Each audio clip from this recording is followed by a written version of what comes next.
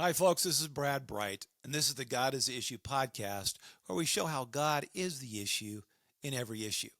Now, today we're going to be talking about John Lennon and Bill Maher and where they got the whole God thing wrong. Go figure, right? Now, my goal today is not to convince you that God exists. My goal is to convince you that you want God to exist. And that's a very, very different conversation. You know, it all started earlier this week when Mike Johnson, the new Speaker of the House, he said, pick up a Bible off the shelf. That's my worldview. Wow, did that trigger a reaction? Talk show, Bill Maher, he's an atheist. He's upfront about that. But he implied that Speaker Johnson is mentally ill. I mean, he really did. He implied Speaker Johnson's mentally ill and then compared him to the recent mass shooter up in Louisville, Maine, who gunned down 18 people. And Maher said this simply because of Johnson's worldview that it comes from the Bible. Shortly thereafter, Jen Psaki, who's a host of MSNBC, she chimed in, and what she said is, yeah, you heard right. The Bible doesn't just inform his worldview. It is his worldview. I mean, shocker, right? Well, folks, there are three reasons why I believe Bill Maher wants God to exist. He just doesn't know it yet. And by God, let me say, I don't mean some fairy tale God that you make up in order to make yourself feel better. What I mean is the God of the Bible, the God of Abraham, Isaac, and Jacob, the God who said, love your neighbor, the God who died on the cross and came back to life again in order to prove his deity. I mean the God of the Bible that Speaker Johnson referred to this week. But the question is why does Bill Maher want God to exist? I mean, he says he's an atheist, but actually, I think he wants God to exist. Better yet, though, why do you want God to exist? What might be at least one reason you might want God to exist? Now, there are many reasons, but I want to give you three. The first reason you want God to exist is because his followers have changed your life for the better. Have you ever thought about that? You see, now that the Beatles are back in the news, with their latest release, Now and Then, testimony to AI. But because they're back in the news, I want to start by quoting John Lennon from his song Imagine. It's the song we hear every New Year's Eve as the ball drops in Times Square. I'm gonna just quote to you a few of the lines from that.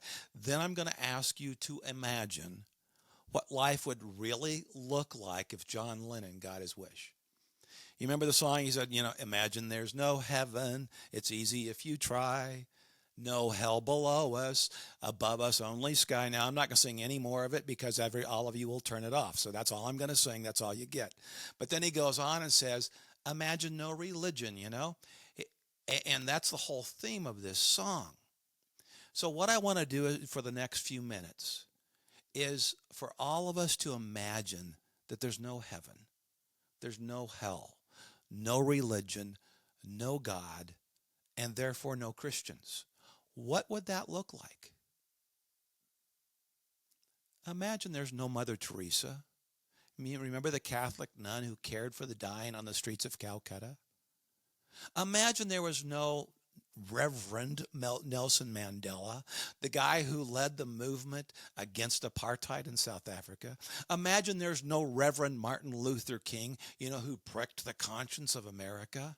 Imagine there's no William Wilberforce, who led the movement to outlaw the slave trade in the British Empire. All of these people were committed followers of Jesus who believed the Bible. Imagine there was no abolitionist movement in the United States. It was led by God-fearing men and women. And in fact, imagine there was no United States of America at all. You see, preachers like George Whitefield, Jonathan Edwards, Charles Wesley, and many, many others were the ones that gave the American colonies the backbone to fight through the war for independence. Without the preaching of the gospel, without Christian preachers, the war for independence could have never succeeded. But let's keep going. Let's go get more practical. Imagine there are no Baptist hospitals in your community, no Presbyterian hospitals, no Adventist hospitals, no Methodist hospitals, no Shriners Hospital, no Cedar Sinai Hospital, no St. Anthony's Hospital. Wow. Imagine there's no Samaritan's Purse, no World Vision, no Compassion International, no Catholic charities who try to help the poor and in those in greatest need around the world. Imagine there are no medical mission boats on the Amazon tending to the needs of the indigenous people. And folks, imagine there's no Harvard, no Princeton, no Yale. Sometimes I can imagine what that'd be like. Yeah, but imagine really, there's no Harvard, Princeton, Yale, no Oxford or Cambridge, all of which were founded by the church. And imagine there's no Michelangelo, no Bach, no Beethoven, no Handel, and no John Newton who wrote Amazing Grace. Imagine there's no Alexander Solzhenitsyn, Nathaniel Hawthorne, Herman Melville, Tolstoy, Dickens, Dostoevsky, or Tolkien even. And imagine there's no Galileo, Sir Isaac Newton, Kepler, Copernicus, Robert Boyle, Sir Francis Bacon, and the list goes on and on and on. In fact, imagine there was never a scientific revolution in which came exclusively from the Christian worldview. You'd have no electricity, no cars, no planes, no televisions, no computers, no refrigerators. And for those of you in Florida, you'd have no air conditioning. Folks, imagine a world without all those things and all those people. The world would look very, very different today. But now I want you to imagine another world. I want you to flip John Lennon's world and imagine a world without atheists.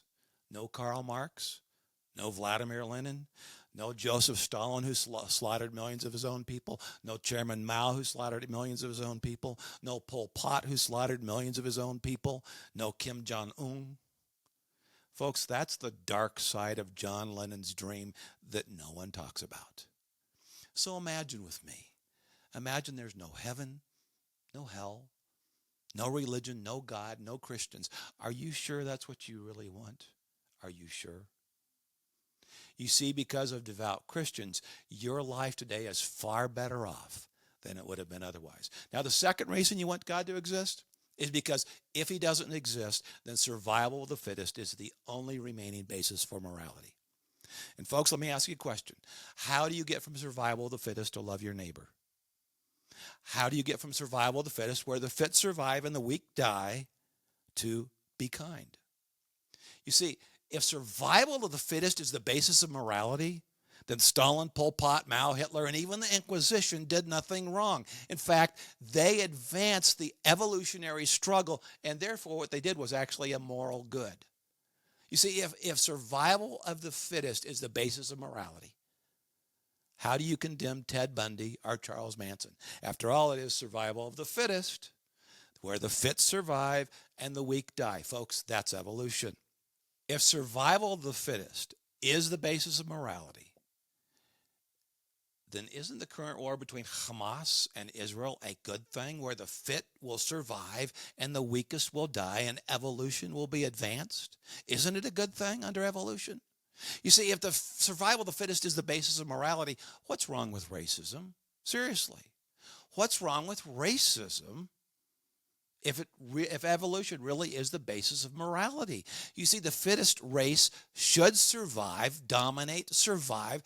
That's how evolution works. The other races should die in order to advance evolution. That's evolution, folks. Survival of the fittest, you see, it has no place. No place for compassion. No place. It doesn't exist. The fit survive, the weak die in order to advance the race. In fact, according to evolution, the weak practically have an obligation to die. You see, if there is no God, then Don Henley was right when he sang, there are no wrongs, there are no rights, there's only people selling t-shirts. In other words, morality is nothing more than slogans written on t-shirts. Now, folks, if you don't like that, I know I certainly don't. But if you don't like that, you better certainly hope that there really is a God, a real God out there, not just some make-believe God that makes you feel good about yourself. Now then, there's a third reason. There's a third reason you want God to exist, and it's because if he doesn't, morality itself is a fairy tale, just like Santa Claus and the Easter Bunny. No different. You see, if God doesn't exist, there's no rational source for moral obligation. And folks, obligation is the key word. So many people miss that. There's no source for moral obligation. I am not obligated to be moral. Yes, sure, you can make up some system of morality that makes you feel good, that works for you. The problem is, why am I required to abide by your morality? What in the universe obligates me to abide by a system that you and your friends make up? Nothing does. I'm not obligated, folks. Why am I obligated to be kind? Why am I required to value every race equally? Why am I morally compelled to care for the poor? Have you ever thought about that? Why am I morally compelled to care for the poor if God doesn't exist? What in the universe even requires me to care? To give a rip? You see, do you realize that the first century Roman culture, that in that culture compassion was considered a moral weakness, a moral failing, that you were morally inferior if you showed compassion? So the question is, why were the Romans wrong? That was their culture.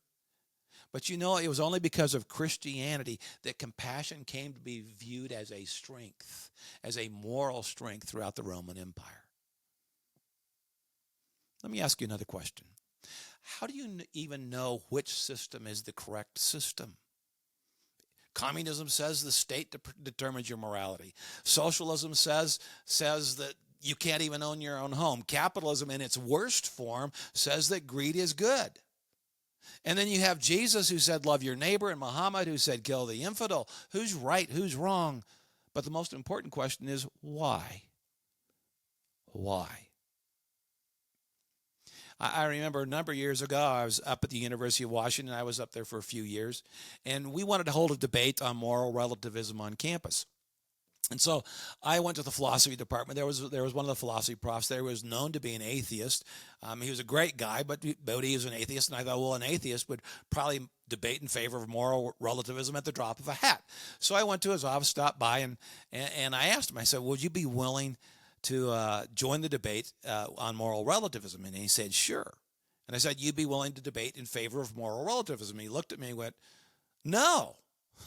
Moral relativism is a bankrupt theory. That's the philosophy of the masses. But no philosophy prof worth his salt in America today believes in moral relativism. He said, if you want someone to debate in favor of moral relativism, and folks, this is what he honestly said.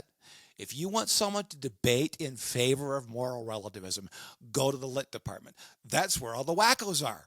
Amazingly, he said it with a straight face. I mean, I was tempted to bust up, but he was actually quite serious. But folks, he ended that conversation with a statement, and I have never forgotten. He said, moral absolutes are self-evident. My only problem is I can't figure out where they come from. I think it took a few moments to really dawn on my brain what he had just said, and I thought there was complete honesty there. And we were just having a conversation between a couple guys. But he was just being completely honest. But folks, that's the problem for every atheist. That's the problem for John Lennon. That's the problem for Bill Maher. They may believe in moral absolutes, like to be kind or to love your neighbor, but they have no rational basis for moral obligation. Again, obligation is the key word. You see, if God does not exist, what is the difference between morality and a fairy tale? I'm not obligated to believe either one. If God does not exist, how do you say that Adolf Hitler was absolutely wrong? If God does not exist, how do you tell the terrorists they are absolutely wrong for decapitating babies? How do you tell mass shooters they are absolutely wrong for shooting innocent school children? I understand you don't like it. I get it. I don't either. But that's not my question. My question is, if God does not exist, then why are they absolutely wrong? Not are they, but why are they? See, you can say it's self-evident like the professor at University of Washington did, but that's simply your truth. That's your opinion. The universe doesn't really care about your truth. You may have already figured that out for yourself. It doesn't care about your truth, and it doesn't care about mine. You see, if God does not exist, then moral obligation cannot exist either. The only remaining alternative is that we must make up morality just like we do fairy tales. And folks, that is a huge, huge problem, because now you can only compel people to act in a certain manner through force, through violence, or through the threat of violence. Is that really the world you want to live in? So you may not have known it until today, but you want God to exist. You really do. You may not believe God exists, but you want him to. So to John Lennon and Bill Maher, let me say this. You want God to exist because his followers have changed your life for the better. You want God to exist because if he doesn't, survival of the fittest is the only remaining basis for morality. You want God to exist because if he doesn't, then morality is simply a fairy tale, just like Santa Claus or the Easter Bunny. You see, God is the issue in every issue, especially morality. This is Brad Bright and the God is Issue podcast. And folks, if you found this podcast helpful, be sure to like and subscribe. See you next time.